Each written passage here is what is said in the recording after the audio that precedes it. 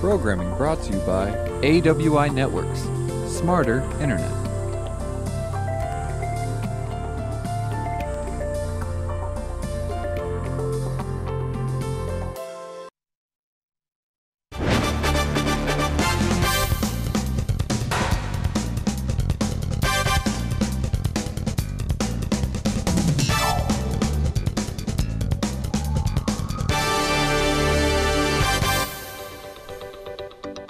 Thanks for joining St. George News at 8. I'm Scott Beadle.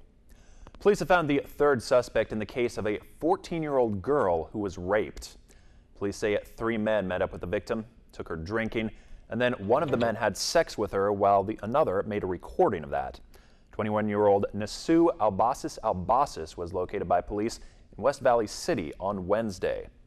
He's accused of having sex with the girl while she was incapacitated from drinking. 21-year-old Richard Jacera and 24-year-old LeClaire Dodgem were arrested back in September. The incident allegedly took place on September 9th.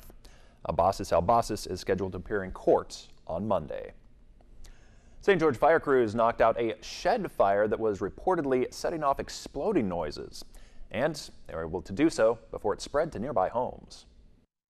It's about 7:54 p.m. this evening. We were dispatched reports of a structure fire at 1525 North Street in St. George. En route, the first engine observed heavy smoke and fire in the area. When they arrived on scene, they found about 30 to 40-foot flames on a shed in the back of the structure. And they did a quick attack, got most of it knocked down. We determined there was no injuries and no exposure to any other structures. We were afraid the fire had extended into the house itself, underneath the deck and through the eaves, so we brought in extra crews for that. We also had St. George Police Department respond and kind of help secure the area, and Gold Cross responded as well, right, for medical needs. The cause is under investigation. The outbuilding is totally destroyed. It's a total loss. We're kind of getting the homeowner placed with the Red Cross and Energy Services to secure the power and isolate that. Candidates for St. George City offices fielded questions at a special forum on Wednesday. The event at Dixie State University gave the candidates a chance to weigh in on issues such as budget priorities, road funding, and their primary concerns. Mayor John Pike and his challenger Lane Rano were both there. City Council candidate Joe Bocut, Greg MacArthur, and Greg Aldred also attended, while Councilwoman Michelle Randall was unable to do so due to an illness. On the city budget, Rano says, quote, "There's always enough money if you know how to manage it," touting his success in growing a nonprofit. Now, Pike countered that the city is very well managed and fiscally sound, pointing to several city funds that run surpluses. The election is coming up on November 7th. A car show is coming up next weekend to show appreciation for some of the area's first responders. Desert Sports Management and Car Guys Care have planned the event for October 28th. It will run from 10 to 4 at the Washington Elementary School. The show will feature classic cars, as well as first responder and emergency vehicles. The show will also feature a tank and a Black Hawk helicopter that's scheduled to fly in. There will be bounce houses, music, food, and a Ninja Warrior style obstacle course. A meet and greet will also give people a chance to chat with members of area law enforcement organizations. Questions linger about the deadly ambush in Niger that left 4 Special Forces soldiers dead. Defense Secretary James Mattis met with lawmakers today as one top GOP senator threatened subpoenas to get more information. Janae Norman has the story. Members of Congress accusing the Trump administration of not being forthcoming with information about a deadly ambush in a remote part of the African nation of Niger. We can always improve on communication, and that's exactly what we'll do.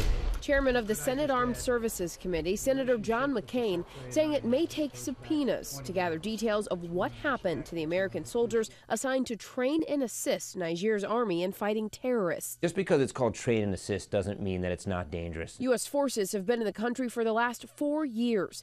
The 4 soldiers were part of a Green Beret battalion. Officials say the unit didn't expect to be in combat, but became overwhelmed by a force of about 50 ISIS militants. There's a reason we have U.S. Army soldiers there and not the Peace Corps, because we carry guns. Defense Secretary James Mattis ignored questions about the attack today, but 2 key questions remain.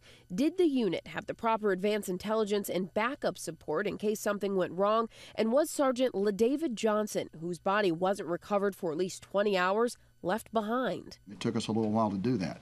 We didn't leave him behind, and we searched until we found him, and we brought him home. General Mattis met with Senators John McCain and Lindsey Graham today.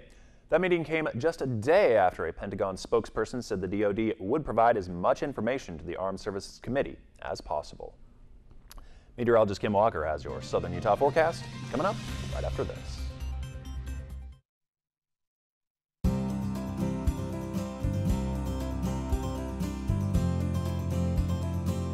The weather tonight is brought to you by AWI Networks, smarter internet.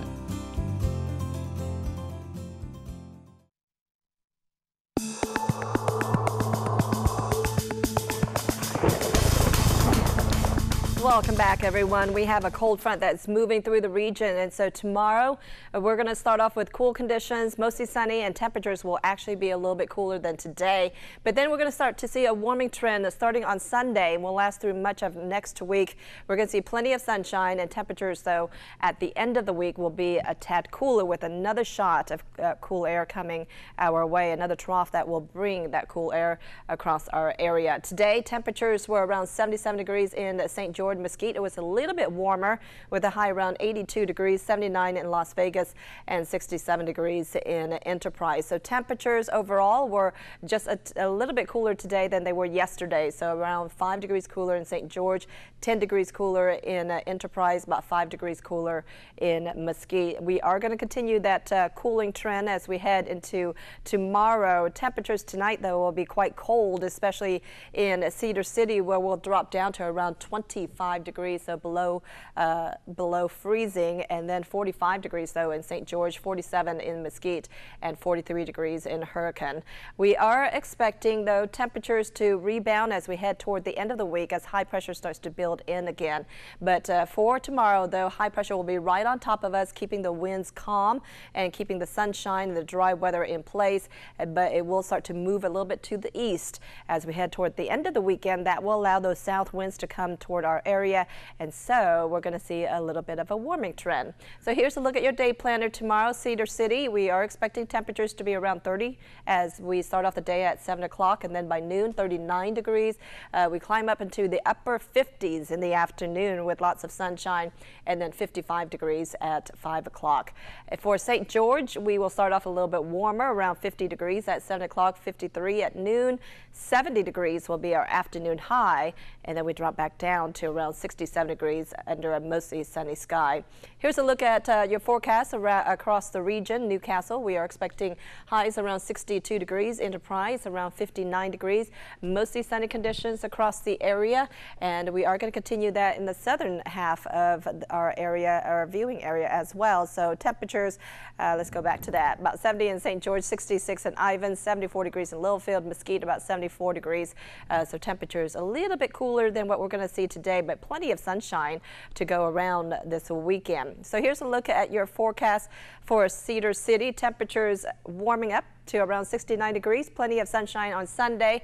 Staying with the dry and sunny weather as we head toward the early part of the week. Temperatures around 70 degrees on Monday. And then we drop down just a little bit on Tuesday with the high around 69 degrees. 73 on your Wednesday. And then we're going to seesaw back and forth in the 60s and 50s for the end of the week. But I think we're going to stay dry, rain-free for the next 7 days. And here's a look at your forecast for St. George. Of course, it's going to be a little bit warmer with a high around 70 tomorrow and then 79 for your Sunday. Lots of sunshine for next week. Temperatures will be in the 80s by Monday, and we're going to stay in the 80s through your Wednesday. And then another shot of cool air comes our way on Thursday. Temperatures dropping down into the 70s, 71 degrees for the high on Friday. Overnight lows will be in the 40s and 50s for the next 7 days. So it's going to be a cool, chilly start even for the next few days. But then I don't think those temperatures are going to be too bad with highs in the 70s and 80s. Yeah, those afternoons look great. But yeah, as you said, if you're getting started early in the morning, you are going to want to have that jacket and maybe a hot chocolate or a coffee or something. For sure. Thanks, Kim. All right. We'll be right back.